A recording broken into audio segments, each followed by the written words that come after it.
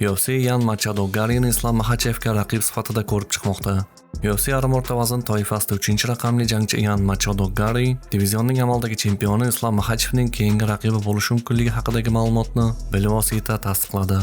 Gari o'zini tayyor deb hisoblayapti. Ammo bitta savol bor.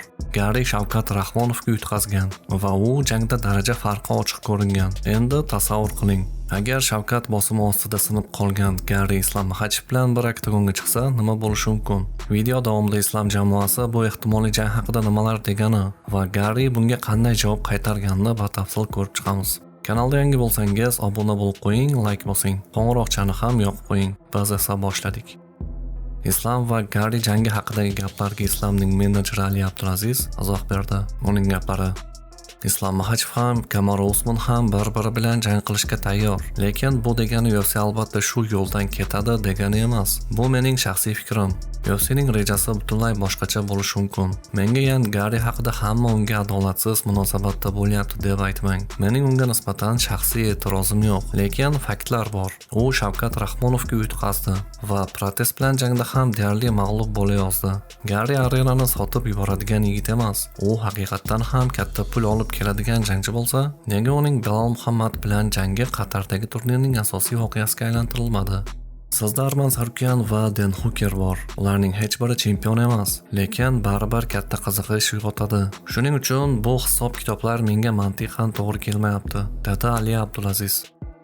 Yan Machado Gari Islam Makhachev bilan ehtimoliy jang haqida fikr bildirib shunday dedi: Hozirda Islam Makhachev sayyoramizdagi eng buyuk jangchilardan biri. 1-raqamli vazn toifasidagi kurashchi, 2 vazn toifasida jahon chempioni, sambo bo'yicha sobiq jahon va Yevropa chempioni. O'z ishida mutlaqo ajoyib. U hozirda sayyoramizdagi eng xavfli odamlardan biri. Islomni mag'lub etish dunyoning sizga bo'lgan qarashini va siz haqingizda o'ylash tarzini o'zgartiradi va men buni qilaman, dedi Yan Machado Gari. Islom Gari bilan jang qilish mumkinmi? Agar jang bo'lsa, kim ustun? Keling ushbu jangni tahlil qilamiz.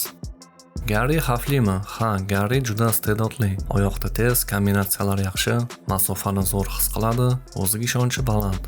Lekin bitta katta lekin bor. U Shavkat Rahmonovga yutqazgan va bu oddiy mag'lubiyat emas edi. Daraja farqi yaqqol ko'ringan jang. Shavkat uni bosim ostida sindirdi, kelinchda ushlab turdi, grapplingda ustun bo'ldi. Endi savol tug'iladi.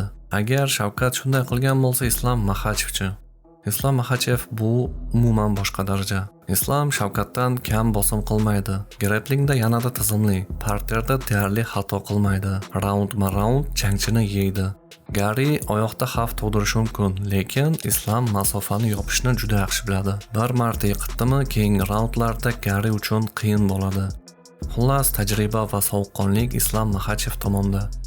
Ushbu ehtimoliy jang haqida siz ham o'z taxminlaringizni kommentariyada yozib qoldiring. Barcha fikrlarni albatta o'qiyman va keyingi videolarda birgalikda tahlil qilamiz. Agar video yoqqan bo'lsa, like bosing. Kanalda yangi bo'lsangiz, obuna bo'ling. Qo'ng'iroqchani yoqishni ham unutmang. Keyingi videolarda ko'rishguncha barchangizga xayr.